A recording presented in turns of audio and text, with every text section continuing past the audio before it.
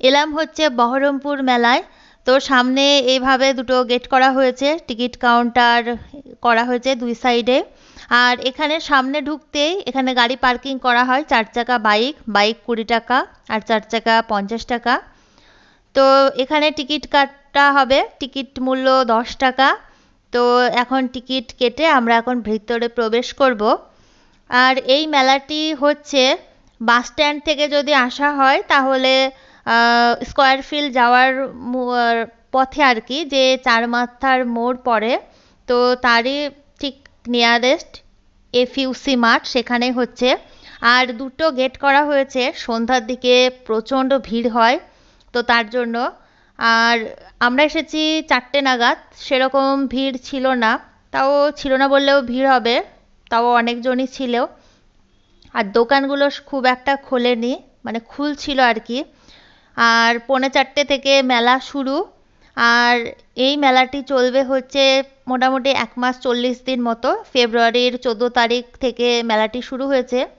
এখানে বাংলাদেশি জামদানি অনেক কিছু ছিল, শাড়ি, তারপর কুর্তি, সব কিছুই ছিল। অনেকগুলো স্টল কিন্তু এখানে বন্ধ করা ছিল। এখানে 50% অফ চলছিল, বিভিন্ন রকমের ড্রেস ছিল, তারপর চাদর ছিল। ছোট ছোট দোকানগুলোতে আমার মনে হচ্ছিল যে বড় দোকানের তুলনামূলক দামের থেকে তুলনামূলকভাবে একটু কম দাম ছিল। আর এখানে তো মেয়েদের আকর্ষণীয় জিনিস বুঝতেই পারছো, যারা মেয়ে এদিকেই আকর্ষণটা বেশি হবে, তার জন্য ফার্স্টেই চলে এলাম জুয়েলারি দোকানে। তো সেরকম খুব একটা কিছু নিইনি। এখানে ছেলে পেন, রুল, রাবার, বিভিন্ন রকমের রাবার রুল ছিল। তো ওর খুব ভালো লেগেছে, সেগুলো নিচ্ছিল।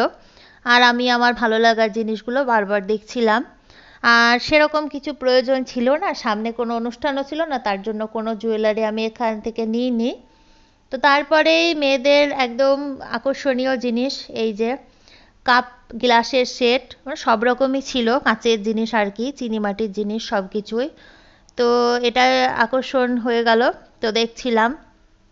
তো লাস্টে নেব, এখন নিলে তো হাতে করে ঘুরে ঘুরে বেড়াতে হবে। তো ভাবলাম সবগুলো স্টল ভালো করে দেখে নিই, তারপরে নাহলে কেনা যাবে। তারপরে এখানে চলে এলাম, 100 টাকা করে সেল চলছিল, গেঞ্জি ছোটদের বড়দের। তো বেশ ভালো, কালারগুলো খুব সুন্দর ছিল। তারপরে এখানে দেখো 150 টাকা দামের কুর্তি ছিল, মোটামুটি ভালো কোয়ালিটি। 150 টাকায় আর কি কুর্তি দেবে বলো?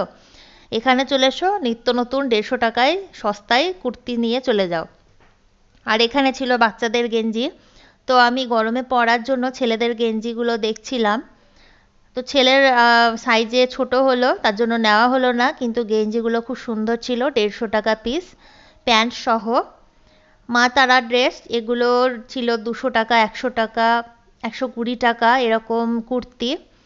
তো তারপরেও আবারও চলে এলাম ওই যে কাপ প্লেটের দোকানে, যেখানে সস্তায় পাবো সেখানেই আর কি বস্তায় ভরে নিয়ে যাব। তো তার জন্যই দেখছিলাম। তারপরে আবারও মূল আকর্ষণ মেয়েদের, তো ওটা দেখার পর এখানে ফার্নিচারের দোকানে চলে এলাম। তো এরকম মেলাতে কাঠের ফার্নিচার বিক্রি হচ্ছে, এটা কিন্তু খুব কমই দেখা যায়।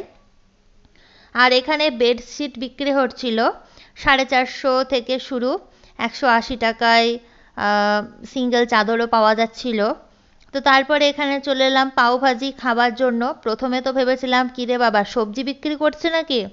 তো দেখো কত সুন্দর করে সাজিয়েছে, এটা কিন্তু পাওভাজির দোকান, এটা কিন্তু সবজির দোকান নয়। তো এত সুন্দর সাজিয়েছে, খেতে ইচ্ছে না করলেও দোকানটা ঠিক টেনে নিল আমাদেরকে।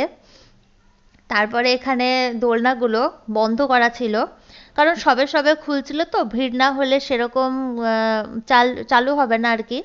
তো সন্ধ্যার দিকে মেলাটা বেশি জমজমাট হবে, লাইট জ্বলবে, তবে তো না ভালো লাগবে। এখন দিনের বেলা দেখতেই পাচ্ছ, দুপুরবেলা রোদ, আর এত জল পিপাসা পাচ্ছিল। তারপরে একটা আইসক্রিমের দোকান খুঁজছিলাম। এখানের দোকানগুলো সবেমাত্র খোলা হচ্ছিল, সেরকম খাবার দাবারও পাওয়া যাচ্ছিল না, মানে জাস্ট খুলে ওরা সাজাচ্ছিল। তারপরে তো খুব পিপাসা পেয়ে গেল, লস্যির দোকান গেলাম, সেখানেও বললো যে এখন লস্যি হবে না।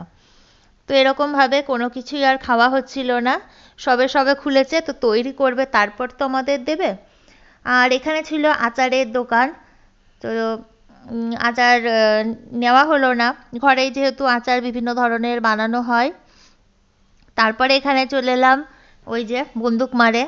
আমার তো বাবা সাহসে কোলায় না এইসব কিছু, তো আমার হাজব্যান্ডকে দিয়েছি ওই মারুক। এটা পুরস্কারের খেলা হচ্ছিল না, এমনি শখের বশে ফাটানো হচ্ছিল। আর যে বেলুনগুলো পুরস্কারের জন্য দিয়েছে সেগুলো একদম কমা পুরস্কার, 6 টাকা 7 টাকা পিস আর কি, প্লেট ঝুড়ি এসব। তো ওসব খেলে লাভ নেই। আর ছেলে তো ওর বাবাকে গুলি করা দেখেই একদম কোথায় যে ছুটে পালাচ্ছে তার ঠিক নেই। ওকে বারবার ওর বাবা ডেকে নিচ্ছে, দেখো মারো এভাবে, কিন্তু ও তো মারবে না, ভীষণ ভয় পায়। আর আমিও তো ভয় পাই, তার জন্য পিছন হটতে হটতে চলে যাচ্ছি। তো আমারও মারার শখ ছিল, কিন্তু যা হোক, এ শখই রয়ে গেল, আসছে বছর আবার দেখা যাবে। তো তারপরে অনেকগুলো পাপোশের দোকান দেখলাম। তো সর্বশেষে এখানে চলে এলাম পাপোশ দেখতে। এখানে মনে হলো সমস্ত স্টলগুলোর চাইতে এখানে দামটা তুলনামূলকভাবে কম।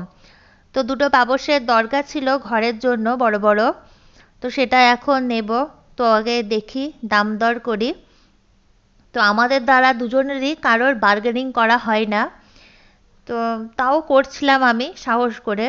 তো 250 টাকায় দুটো পাপোশ, একটা নিলে 150, তো দুটো নিয়ে নিলাম। তারপরে ঘুরতে ঘুরতে কি আর খাবো, শেষে দেখলাম মোমোটা বানানো হয়েছে। তো মোমোর জন্যই অপেক্ষা করছি, মোমো খাবো। আর যেখানেই গেলাম বললো এখন হয়নি, পরে পরে, তো কিছু আর খাওয়া হলো না। এখানে মোমোটা ভীষণ গরম ছিল, তো একটা মা ছেলে নিয়ে নিলাম, একটা ওর বাবা নিয়ে নিল। তো তারপরে এখন সব মেলা ঘুরে শেষে বাড়ি যাওয়ার পালা, আর কিছুই দেখার নেই। আর অনেকগুলো দোকান খোলেনি, তো যখন ওই দিকে গিয়েছিলাম তখন ওই দিকের দোকানগুলো খুলেনি, আর যাওয়া হলো না, তো দেখাও হলো না যে আর কি আছে। তো আজকে তো অনেকক্ষণ এসেছি, ওদিকে সার্কাস খেলা শেষ করে তারপর এখানে এসেছি। বাড়ি গেলে না আর আসা হতো না, আবার একটা দিনক্ষণ ঠিক করে আবার যে মেলা দেখতে যাব।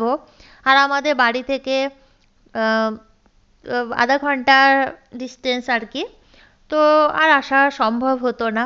তার জন্য একেবারেই দুই কাজ সেরেই বাড়ি যাচ্ছি। আর আমাদের যেখানে ঘুরতে যাওয়া হয় দিনের বেলায়, রাতের বেলায় কপালে জোটে না ঘোরা। তো দিনের বেলায় না ঘুরতে ভালো লাগে না।